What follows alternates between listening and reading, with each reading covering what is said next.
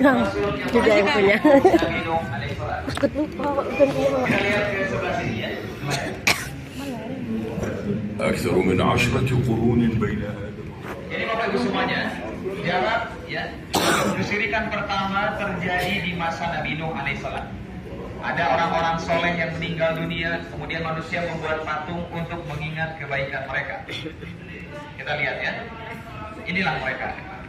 Kemudian, namun generasi ke generasi manusia disesatkan oleh syaitan. Akhirnya patung ini malah disembah dan diibadahi.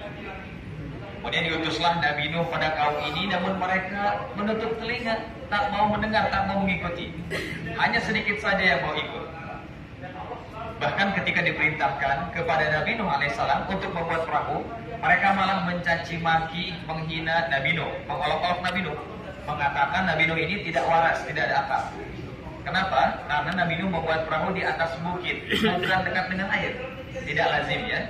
Namun setelah selesai pembuatan perahu, diperintahkan para Nabi Nuh untuk memasukkan beberapa pasangan makhluk ke dalamnya bersama dengan orang beriman.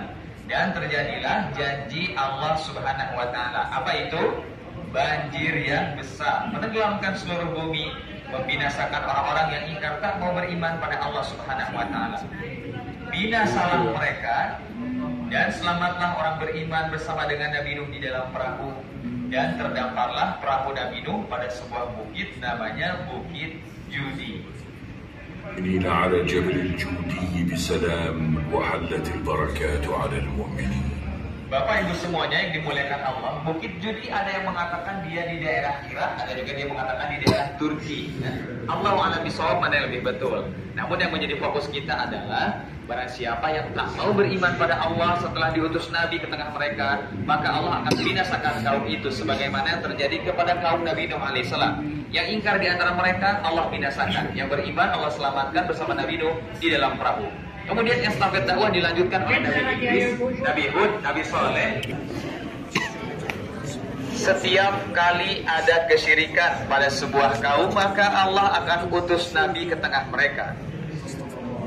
Begitupun Nabi Ibrahim alaihissalam, Allah utus kepada kaumnya yang menyembah berhala.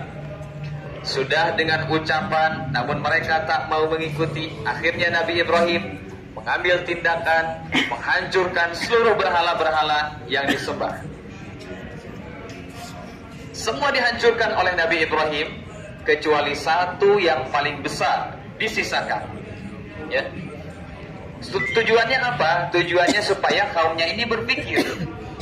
Namun bukannya berpikir, mereka malah marah pada Nabi Ibrahim dan melemparkannya ke dalam api, membakarnya. Namun Allah selamatkan Nabi Ibrahim dan menjadikan api itu dingin. Selamatlah Nabi Ibrahim. Walaupun demikian, mereka tetap tak mau beriman.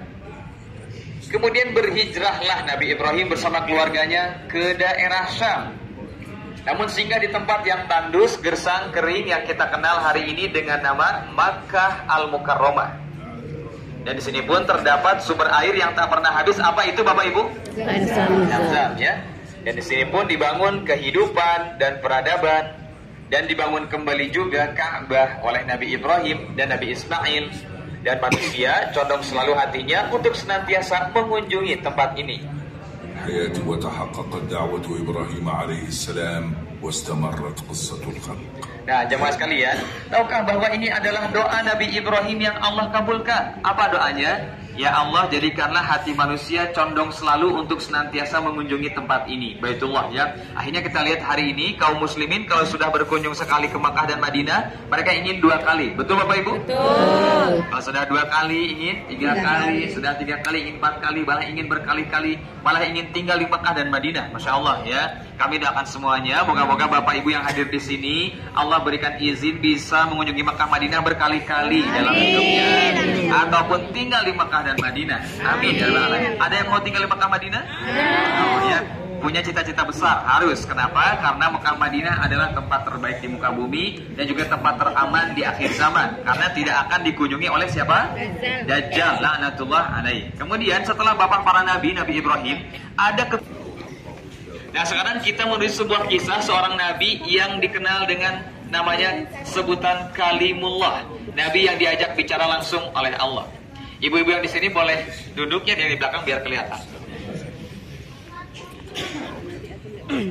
Inilah momen ketika Nabi Musa kembali dari tempat pelariannya, yaitu kota Madian. Bertahun-tahun di sana, kemudian pulang kembali ke Mesir.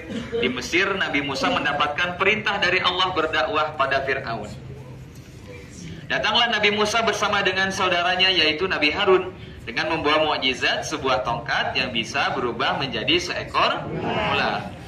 Namun, Fir'aun malah menuduh Nabi Musa sebagai penyihir dan mendatangkan para penyihir untuk melawan Nabi Musa. Kemudian tibalah masa mereka berduel. Para penyihir melemparkan tali temali dan juga tongkat-tongkatnya. Berubahlah menjadi ular yang lincah, yang ganas. Namun, tiba giliran Nabi Musa alaihissalam melemparkan tongkat atas izin Allah. Berubahlah menjadi ular yang besar dan memakan semua ular-ular para penyihir.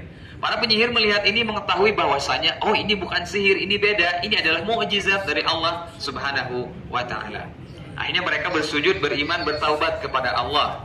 Namun tidak dengan seorang yang masih sombong. Siapa dia? Fir'aun, betul, tak mau beriman. Kemudian berhijrahlah atau keluarlah Nabi Musa bersama Bani Israel dari Mesir. Namun diikuti oleh Fir'aun. Sesampainya di hadapan mereka ternyata ada lautan merah. Bagaimana ini? Allah perintahkan Nabi Musa untuk memukulkan tongkat pada lautan dan terbelahlah lautan menjadi dua bagian atas izin Allah. Berjalanlah Nabi Musa bersama dengan Bani Israel melewati lautan merah. Namun ternyata Fir'aun merasa tak puas ingin mendapatkan Nabi Musa, mengejar Nabi Musa. Namun Allah kembalikan lautan seperti semula dan inilah akhir kesudahan dari hidupnya Fir'aun. Allah tenggelamkan di lautan merah. Bapak Ibu semua yang dimuliakan Allah, berkali-kali Nabi Musa mengajak Fir'aun untuk beriman pada Allah, tapi Fir'aun tak mau membuka hatinya menyambut hidayah Allah Subhanahu wa Ta'ala. Sampai pada akhirnya Allah tenggelamkan Fir'aun di lautan merah. Dan dari sini kita mengetahui bahwasanya sejatinya hidayah itu miliknya